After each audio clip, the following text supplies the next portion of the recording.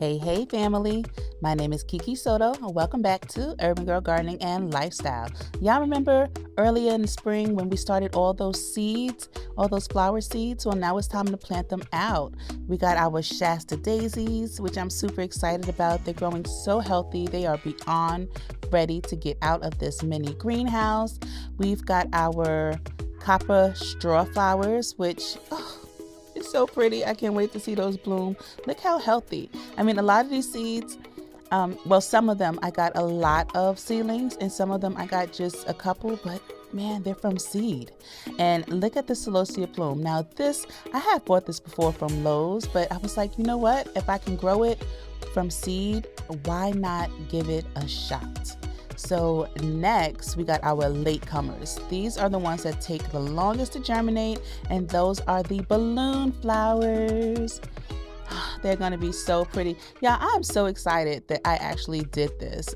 You know what? Let's just keep going. All right, so now I have the plain Coreopsis, and I have seen these growing wild in my area. So I don't know if they're native, but I do know that I have seen them in areas where they weren't planted in somebody's house. So I'm super excited. My Echinacea, I finally got one, and it looks like a couple are germinating as well. A couple are coming up. I'm wondering if the seeds got too deep from watering or something like that. I don't know, but I'm gonna plant that one, but not in the garden with the rest of the flowers. And then I have my St. John Salvia. Again, it looks like more seeds are coming up.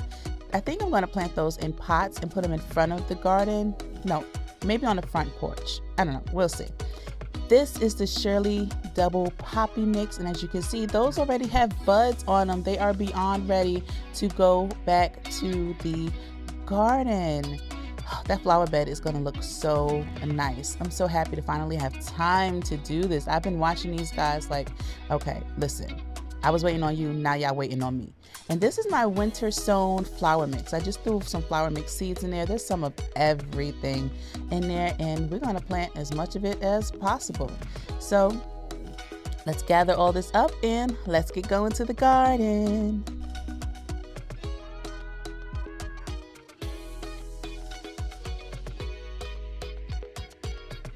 So we're gonna take the majority of those flower seedlings and we're gonna plant them up here. But first, we gotta clean this mess up, okay?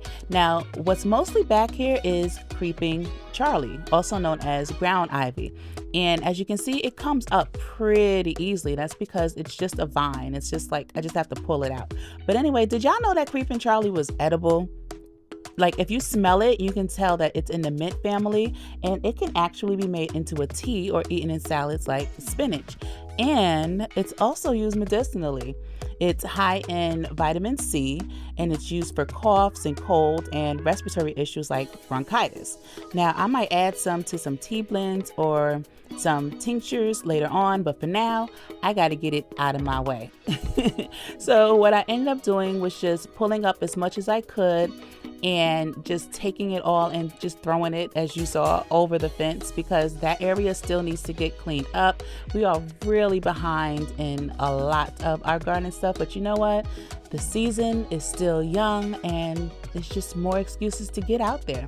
Now, I'm just pulling these up. I'm not using any herbicides or anything like that in my garden because I don't want to offend the pollinators. I want to keep them around, and I also do not want to hurt anything that is growing in my garden because of the herbicides. So if I have to come back out here and, you know, pull some more weeds or do a little weeding, then so be it. Who doesn't like being out in their garden?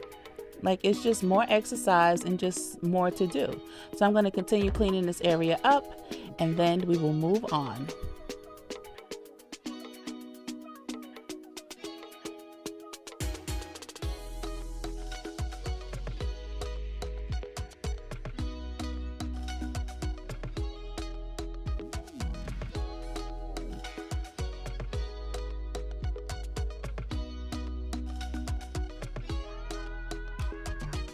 So this is as clear as it's gonna get, and I think we are just about ready. I mean, it gets a thumbs up from me. Let's move on to the next step.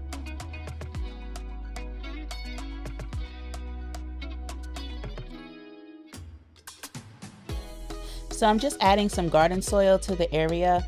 The garden soil has some slow release fertilizer in it, which is fine, but I honestly like that black, dark, rich, new, fresh garden bed look. Like, it's very aesthetically pleasing.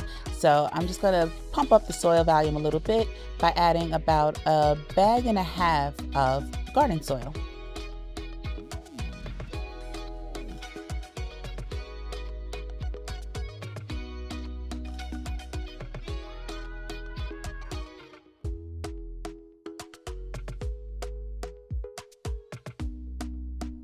I love the way this looks. It's giving me all the new flower bed feels. I can't wait to plant it up.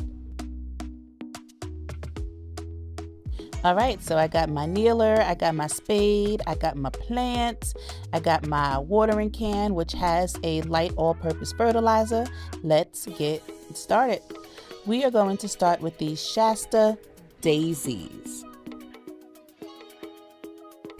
Now, Shasta Daisies are a perennial plant in my zone. I'm in zone 5B.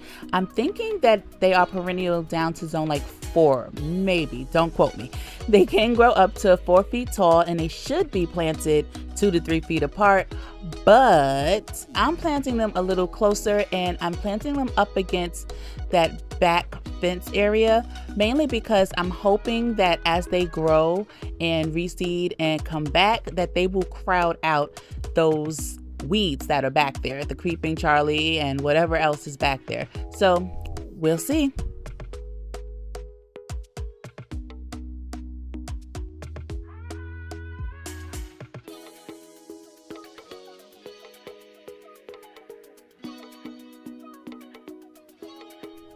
Next up are the copper straw flowers. Now these babies can get up to more than 3 feet tall, which is fine with me.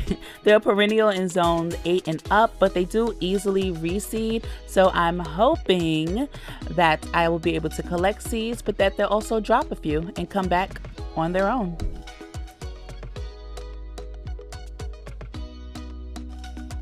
Next up, we have the Shirley double poppies. Now these can grow up to 2 feet tall.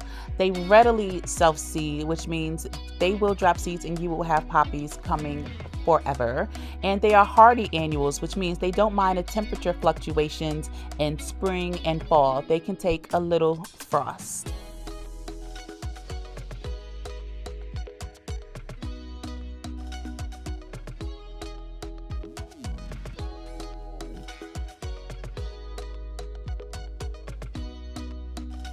And now we have the plains Coreopsis, and these guys spread by rhizomes under the ground, but they also self-seed very easily.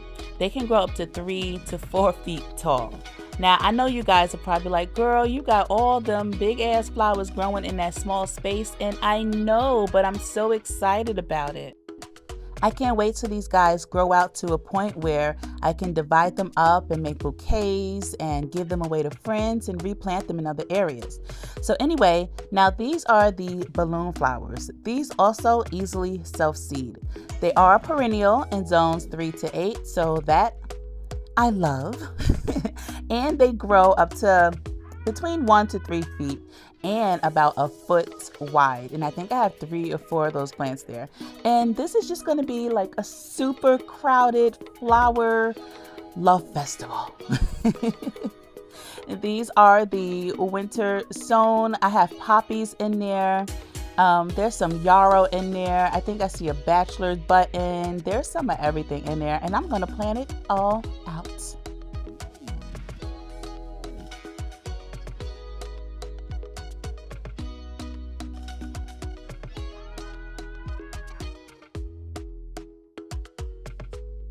So I decided to go and pull some amaranth, some red spike amaranth that I have growing everywhere except for where I dropped the seeds. It volunteered everywhere, but you guys will see that in a future video because we're going to clean up this one spot where they ain't supposed to be.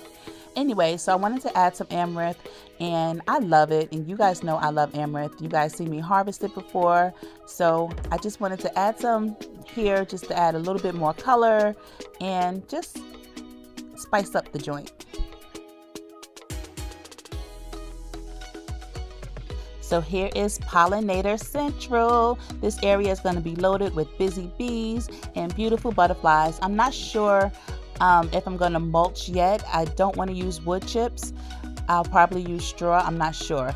But the Poppis plume and the rest of those daisies, I'm going to go ahead and plant in pots, and I'm going to put them in the front porch garden. And I'll give you guys a tour of that soon. But this is the area, and it's so pretty. And I'm so excited. And thank you guys so much for hanging out with me. Remember to follow me on other social media. Links in the description box. Learn with me, grow with me. I love y'all for real. Bye.